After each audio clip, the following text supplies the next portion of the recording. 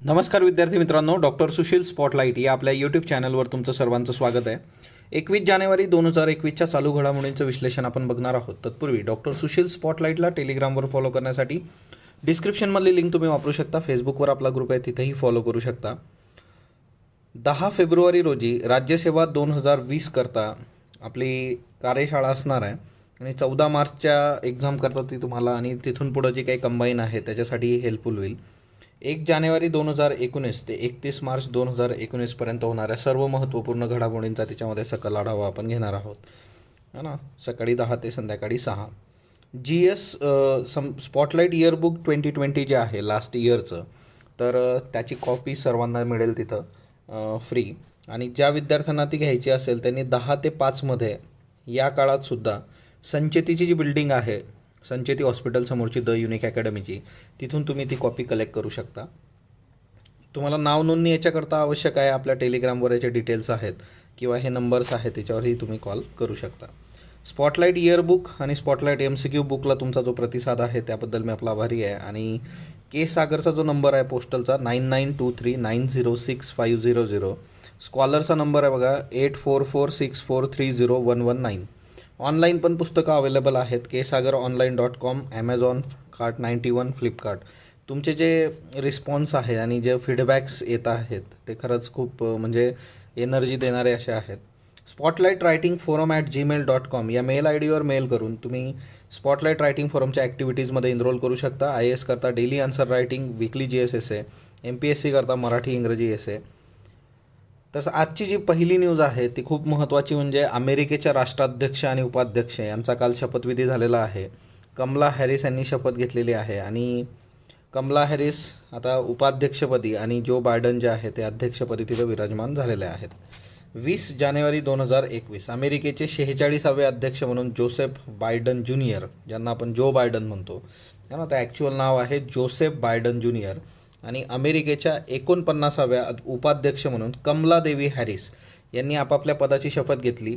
भारतीय प्रमाणवेळेनुसार ही रात्री 10:20 हा शपथविधी झाला. पण गेल्या 30 वर्षात 3 दशकांमध्ये अमेरिकेत सकाळी शपथविधी झालेला आहे. तर हा पण एक वेगळा याच्यातला मुद्दा आहे. भारतीय प्रमाणवेळेनुसार ते रात्री 10 वाजता आहे. आजचा दिवस अमेरिकेसाठी आणि लोकशाहीसाठी अमूल्य आहे असं वक्तव्य जो बायडन यांनी यावेळेस केलं. अमेरिकेचे जे सरन्यायाधीश आहेत जॉन रॉबर्ट्स यांनी बायडन यांना, तर अमेरिकेच्या सर्वोच्च न्यायालयातील पहिल्या लॅटिन वंशीय न्यायमूर्ती सोनिया सोटोमायर यांनी कमला हॅरिस यांना शपथ दिली. आता तुम्ही मला कमेंट बॉक्समध्ये सांगणार आहात भारताच्या राष्ट्रपतीला कोण शपथ देतं पदाची, तर ते तुम्ही कमेंट बॉक्समध्ये सांगा. आणि उपराष्ट्रपतींना कोण शपथ देतं हेही तुम्ही मला सांगणार आहात. एक गोष्ट लक्षात ठेवा, आपण करंट बेसिकबद्दल बरंच बोलतो आणि ज्या गोष्टी आपल्याला दिसत आहेत, समोर होत आहेत, मग त्या आंतरराष्ट्रीय स्तरावर होत असतील तर त्याचा नॅशनल रेफरन्स शोधणं आपलं काम आहे. 78 वर्षाचे बायडन जे आहेत ते अमेरिकेचे आजवरचे सर्वात वयोवृद्ध नवनियुक्त अध्यक्ष ठरलेले आहेत. सर्वात है ना वयोवृद्ध आहेत बायडन आतापर्यंतचे अध्यक्ष. 56 वर्षीय कमला हॅरिस ज्या आहेत त्या अमेरिकेच्या पहिल्या महिला तसेच आफ्रिकी भारतीय वंशाच्या उपाध्यक्ष ठरलेल्या आहेत. पहिल्यांदाच महिला या पदावर है ना विराजमान होत आहे. बायडन यांचं भाषण जे होतं ते भारतीय वंशाच्या विनय रेड्डी यांनी लिहिलेलं होतं. ही फार मोठी गोष्ट आहे बघा. आता अमेरिकेच्या अध्यक्षाचं भाषण कोण लिहिणार, तर भारतीय वंशाची व्यक्ती. अजून काय पाहिजे तुम्हाला, म्हणजे त्यांनी काय बोलायचं काय बोलायचं नाही हे भारतीय लोक ठरवणार. उपस्थिती ना, माजी अध्यक्ष त्यांच्या सहपत्नीक आले होते. कोण कोण होतं? Bill Clinton, George W. Bush आणि बराक ओबामा. मावळत्या उपाध्यक्ष माईक पेन्ससुद्धा आले होते. पण जे काही अनुपस्थिती जी आहे ते म्हणजे मावळते अध्यक्ष डोनाल्ड ट्रम्प यांची अनुपस्थिती होती आणि त्यांनी त्या आधीच डिक्लेअर केलं होतं की इथून पुढं मी जे आहे ते राष्ट्राध्यक्षपदाच्या शपथविधीला येणार नाही आहे वगैरे वगैरे. आता असं आधी कधी घडलं होतं तर 1869 अँड्रू जॉन्सन यांच्यानंतर उत्तराधिकाऱ्याच्या पदग्रहण समारंभ टाळणारं डोनाल्ड ट्रम्प हे पहिलेच अध्यक्ष ठरलेले आहेत आणि चौथे अध्यक्ष आहेत आजवरचे. तर त्यांचीही यादी बघू की कोण कोण असं होतं की जे त्यांच्या उत्तराधिकाऱ्याला पदग्रहण समारंभामध्ये शुभेच्छा देण्यासाठी किंवा तिथं उपस्थित राहिले नाहीत. असे अध्यक्ष कोण कोण आहेत? या कार्यक्रमामध्ये लेडी गागा जी आहे तिने अमेरिकेचं राष्ट्रगीत गायलेलं आहे, तर जेनिफर लोपेज जी आहे तिने संगीत कार्यक्रम सादर केला जिच्यामध्ये this land is for you and me हे गाणं तिने सादर केलं. त्याच्यानंतर आता जे काही सोशल मीडिया अकाउंट्स आहेत तिच्यामध्ये ॲट पोटस हे अमेरिकेच्या अध्यक्षाचं अकाउंट असतं बघा. सो जो बायडन यांनी आता अध्यक्षपदाची सूत्र स्वीकारल्याने त्यांना आता पोटस जे आहे ते ट्विटर अकाउंटची सूत्र त्यांच्या हाती दिली गई. ओके, आणि म्हणजे सिम्पल आहे. पोटस काय आहे? President of the United states असं आहे ते. तर खालील अकाउंटची सूत्र जी आहेत ती आता बायडन प्रशासनाला मिळाली. कुठली? At white house, at floats, आता हे अध्यक्षांच्या पत्नीचं खातं असतं. ओके, त्याच्यानंतर व्हाईस प्रेसिडेंट उपाध्यक्षांचं खातं ॲट व्ही पी. सो हे तीनही खाते प्लस वरचं जे पोटस आहे तर ते सर्व आता बायडन प्रशासनाकडे गेलं. 77 होताना हा बदल केला जातो. हे नेहमीसाठीचे खाते आहेत आणि ज्यावेळेस 77 होतो तर हे बदल असतात. पण आता याच्यामध्ये एक फरक दिसतोय की प्रचंड फॉलोअर गायब झालेले आहेत याच्यातून. म्हणजे डोनाल्ड ट्रम्प यांचे जे फॉलोअर्स होते मोठ्या याच्यामध्ये तर ते आता कमी आहे. ट्विटरनेच लाखो फॉलोअर काढून टाकलेले आहेत. त्याच्यामुळे आता बायडन प्रशासनाला स्वतःची लोकप्रियता दाखवण्यासाठी ते फॉलोअर जमवणं जरा जिकरीचं ठरणार आहे आणि ते चॅलेंजिंग आहे. कमला हॅरिस यांनी उपाध्यक्षपदाची शपथ घेतली आणि त्याच्या प्रित्यर्थ 2 महत्त्वाच्या गोष्टी आहेत की ते फॅक्ट्स आहेत. लेखिका पद्मा लक्ष्मी यांनी टॅमरिंड राईस किंवा चिंचेचा भात ही रेसिपी दाक्षिणात्य डिश तयार केली, त्याचा व्हिडिओ टाकला आणि याचं जे काही हे होतं की बाबा का बनवलं तर कमला हॅरिस यांचा शपथविधी. पद्मा लक्ष्मी या अमेरिकेत स्थायिक असून त्या लेखक आणि मॉडेल्स आहेत. आता पद्मा लक्ष्मी यांचा जन्म पण चेन्नईचा आहे, जसा कमला देवी हॅरिस यांच्या आईचा जन्म होता. हॅरिस यांच्या मूळ गावी तुलासेंतिरापुरम पेंगनाडू इथं उत्साहाचं वातावरण होतं. गावात हे जे गाव आहे या गावात त्यांच्या आईकडचे नातेवाईक राहतात. मग तिथं लोकांनी फार रोषणाई करणं, रांगोळ्या काढणं वगैरे असले प्रकार केलेत. आता वडिलांच्या प्रशासनात काम करणार नाही ॲशली बायडेननी हे स्पष्ट केलेलं आहे की जो बायडन यांची कन्या आहे वय वर्ष 39 की मावळते अध्यक्ष डोनाल्ड ट्रम्प यांची कन्या इवांका तर ती प्रशासनात काम करत होती त्यांच्याबरोबर. तर तसं तिच्याप्रमाणे वडिलांच्या प्रशासनात नोकरी करणार नसल्याचं तिने स्पष्ट केलेलं आहे. ओके, आता मावळते अध्यक्ष डोनाल्ड ट्रम्प यांच्याबद्दल काही महत्त्वाचे फॅक्ट्स. आता डोनाल्ड ट्रम्प यांनी नव्या प्रशासनाला शुभेच्छा दिल्यात. अमेरिकेला सुरक्षित आणि समृद्ध ठेवण्यासाठी नव्या सरकारने काम करावं असं त्यांनी म्हटलं. आणि निरोपाचं जे भाषण होतं तिच्यामध्ये त्या भाषणात त्यांनी जो बायडन यांचा उल्लेख केला नाही. तर हा पण एक महत्त्वाचा फॅक्ट आहे. 6 जानेवारी 2021ला जे काही कॅपिटॉलवर हिंसाचार झाला होता तर हा अमेरिकेसाठी काळा दिवस होता असं डोनाल्ड ट्रम्प म्हटलं आहे. आता हा हिंसाचार करणारे त्यांचेच समर्थक होते आणि त्यांनीच याला चिथावणी दिली होती हे रिपब्लिकनचं म्हणणं आहे, म्हणजे त्यांच्याबरोबरच्या काही लोकांचं वगैरे. डोनाल्ड ट्रम्प यांनी अध्यक्षपदाची सूत्र सोडताना काही निर्णय घेतलेत. आता खरं तर हे निर्णय बायडन प्रशासनाकडून मागे घेतली जाण्याची शक्यता नाकारली जात नाही. 143 जणांना शिक्षेत माफी दिली त्यांनी 143 आणि डोनाल्ड ट्रम्प यांनी त्यांच्या परिचितांना किंवा मित्रपरिवाराला मोठ्या प्रमाणात माफी दिल्याचं चित्र समोर आहे, तसं स्पष्ट झालं. 143 जणांना त्यांनी माफी दिली. आता खरं तर माफी देण्यासाठी दोषी व्यक्तींनी काही काळ तुरुंगवास भोगलेला असणं आवश्यक असतं. अमेरिकेतला नियम आहे. जर राष्ट्राध्यक्ष एखाद्याला माफी देत असतील तर त्या केसमध्ये त्यांनी एखाद्या व्यक्तीने काही काळ तुरुंगवास भोगलेला असणं आवश्यक आहे. पण माजी मुख्य सल्लागार स्टीव्ह बॅनॉन यांच्या विरोधातील सुनावणी सुरू असताना ट्रम्प यांनी त्यांची माफी जाहीर केली. म्हणजे ते तुरुंगात गेलेलंच नाही आहे, त्यांनी डायरेक्ट डिक्लेअर केलं. यालाच डोनाल्ड ट्रम्प असं म्हणतात, है ना. नियम वगैरे सगळे धाब्यावर बसवायचे.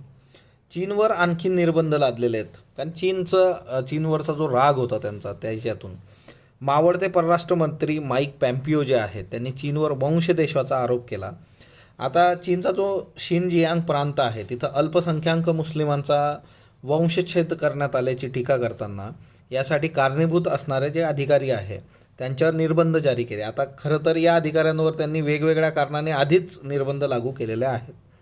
ओके, त्याच्यानंतर पॅट्रियट पार्टी. आता हे मावळते अध्यक्ष डोनाल्ड ट्रम्प जे आहेत ते नवीन पक्ष काढण्याचा विचार करत आहेत आणि पॅट्रियट पार्टी जे आहे असं या पक्षाचं नाव असू शकतं आणि बघू येत्या काळात. फक्त याच्यात एक शक्यता वर्तवली जाते की डोनाल्ड ट्रम्प खरंच सिरियस आहेत का याच्याबद्दल. त्याच्यानंतर 1992 नंतर दुसऱ्यांदा लढलेल्या निवडणुकीत पराभूत होणारे ट्रम्प हे अमेरिकेचे पहिले अध्यक्ष ठरले.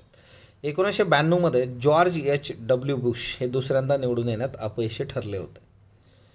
अमेरिकी राष्ट्राध्यक्षांची भाषणं त्याचे संदर्भ आलेले आहेत. सर्वात लहान भाषण जे होतं ते पहिले अध्यक्ष जॉर्ज वॉशिंग्टन यांचं होतं. कारण जॉर्ज वॉशिंग्टन यांच्याकडे काम करण्यासाठी खूप गोष्टी होत्या, म्हणून कदाचित ते कमी शब्दात आटोपलं असेल त्यांनी.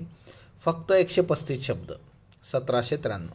सर्वात मोठं भाषण 1841मध्ये विल्यम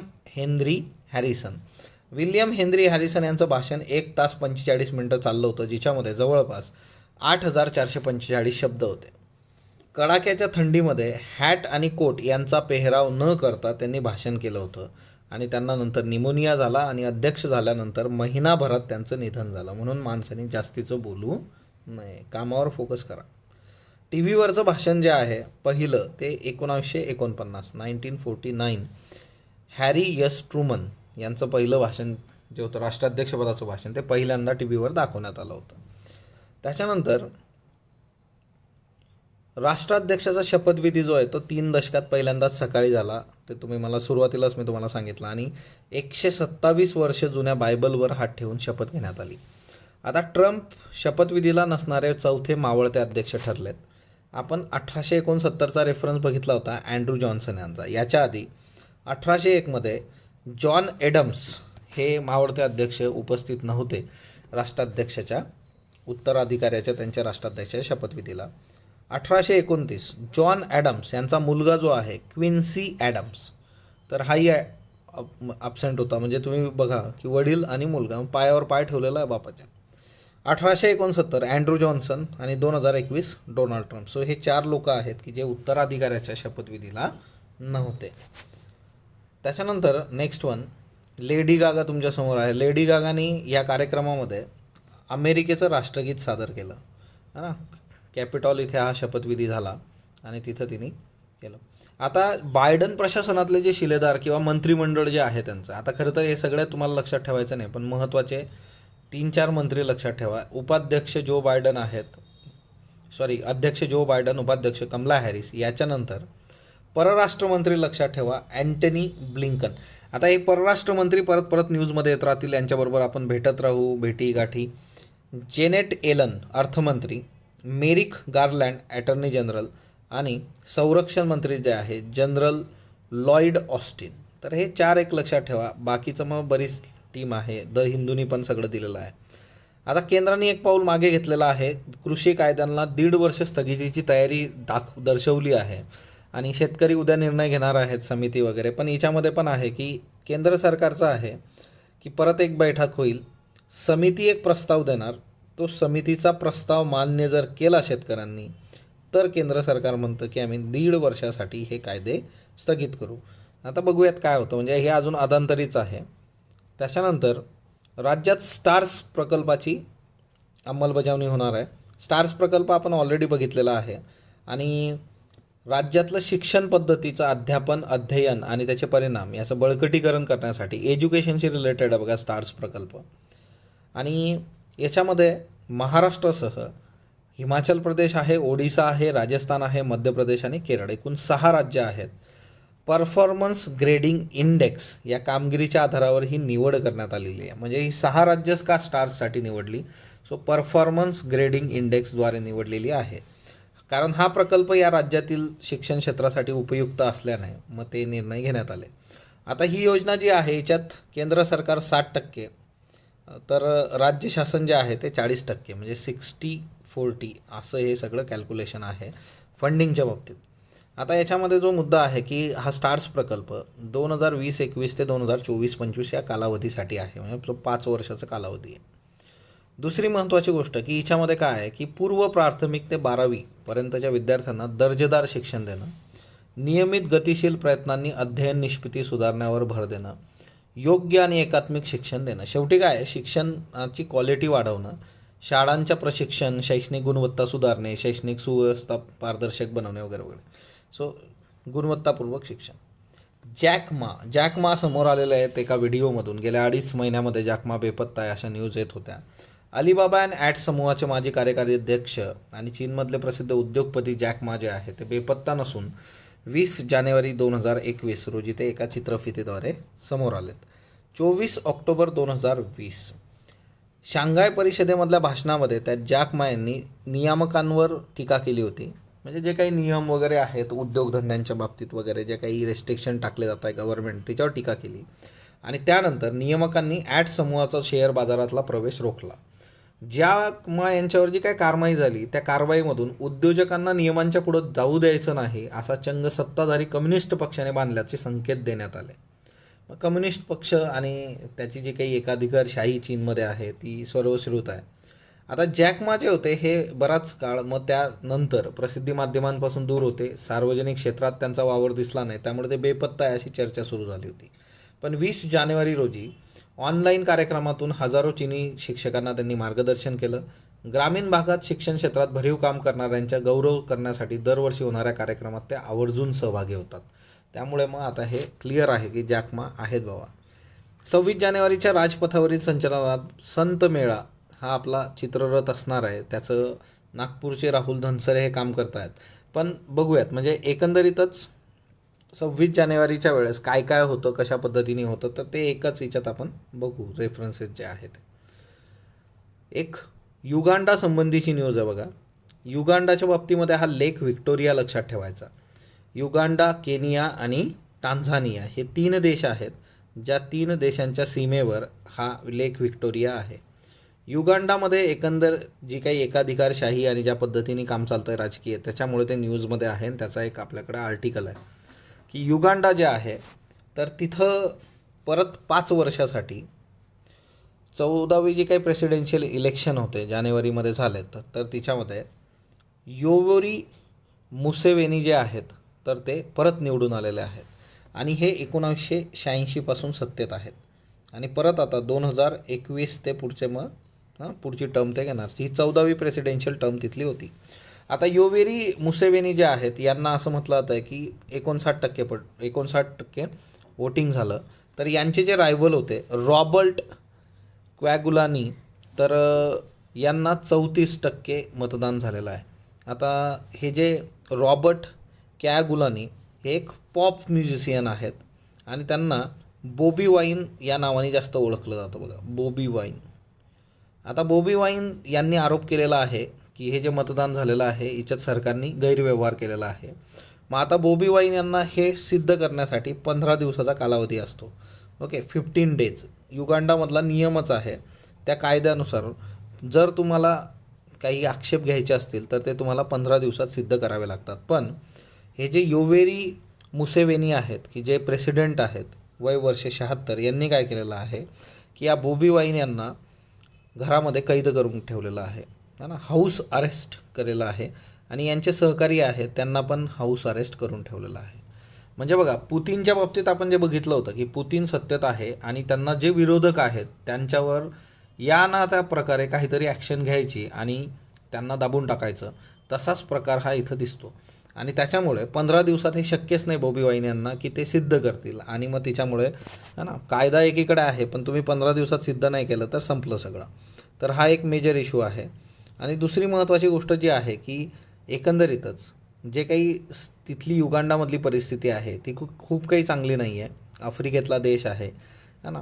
आता याच्यामध्ये सगळ्यात बेसिक गोष्टी ज्या आहेत की ज्या वेळेस हे सत्तेत आले होते म्हणजे याच्या आधी जे होते की इनफेमस डिक्टेटर म्हणजे हुकुमशहा जे होते 1979मध्ये याच व्यक्तीने की म्हणजे मुसेवेनीनी या हुकुमशहाला ज्यांचं नाव होतं इदी अमीन याला सत्तेपासून दूर केलं होतं आणि स्वतः सत्तेत आले होते. आणि त्यावेळेस सांगितलं होतं त्यांनी की मी रिफॉर्म्स आणणार, युगांडामध्ये स्टॅबिलिटी आणणार. पण असं त्यांच्याकडून काही झालेलं दिसत नाही. आणि चुकीच्या पद्धतीने म्हणजे अपोजिशनला साईडलाईन करण्याचं कामच ते करत आलेले आहेत.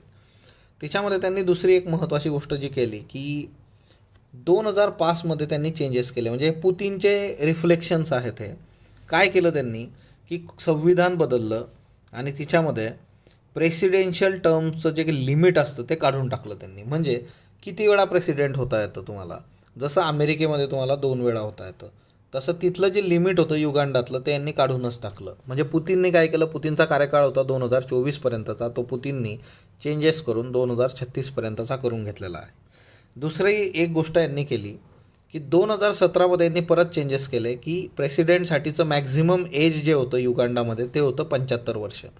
तर ते 75 वर्षाचं तो एजचा तो क्रायटेरिया पण यांनी बदलला, कारण आत्ताच त्यांचं वय 76 आहे. म्हणजे त्यांना आता प्रेसिडेंट होता आलं नसतं. म्हणजे फक्त आणि फक्त जे काही आहे की सत्तेची भूक जी आहे, मग ते जे याच्यातून दिसतं की बाबा या सगळ्या याच्याकडे greed for power and disregard for fair election process and rights, है ना. तर ह्या गोष्टी ज्या आहेत की power corrupts and absolute power corrupts absolutely, त्याचं एक्झाम्पल आहे बघा हे. निर्देशांक, नाविन्यता निर्देशांक इनोव्हेशन इंडेक्स नीती आयोगाचा 20 जानेवारी 2021ला प्रकाशित करण्यात आला. राज्यांचा क्रमांक बघा, पहिले 10 राज्य, मोठे राज्य, मेजर राज्यांच्या गटात कर्नाटक 1 नंबरला आहे, महाराष्ट्र 2 नंबर, तामिळनाडूला महाराष्ट्राने मागे सारलेला आहे, तेलंगणा, केरळ पहिल्या 5मध्ये, फक्त महाराष्ट्र सोडलं तर बाकीचे सगळे जे आहे ते दाक्षिणात्य राज्य आहेत. हरियाणा, आंध्र प्रदेश, गुजरात, उत्तर प्रदेश, पंजाब. मोठ्या राज्यांमध्ये सर्वात शेवटची राज्य म्हणजे नाविन्यतेच्या बाबतीत अतिशय काही है ना, जैसे ते झारखंड, छत्तीसगड, बिहार, है ना, हे 356मध्ये अडकलेले लोक आहे. सकाळ दुपार संध्याकाळ इकडं प्रेसिडेन्शियल रूल लागतो. कर्नाटक प्रथम क्रमांकावर असल्याची कारणं काय आहेत. एक, व्हेंचर कॅपिटल डील्स, मोठ्या प्रमाणात उद्योगांना भांडवल आहे. माहिती तंत्रज्ञानाच्या निर्यातीत वाढ आहे. भौगोलिक मानांकन मोठ्या प्रमाणावर आहेत. बघा GI टॅगचं आपलं सेपरेट चॅप्टरच आहे 2021च्या इयरबुकमध्ये. मोठ्या प्रमाणात प्रत्यक्ष विदेशी गुंतवणूक आहे. केंद्रशासित प्रदेशामध्ये दिल्ली प्रथम क्रमांकावर आहे. उत्तर पूर्व पहाडी राज्यामध्ये हिमाचल प्रदेश प्रथम क्रमांकावर आहे.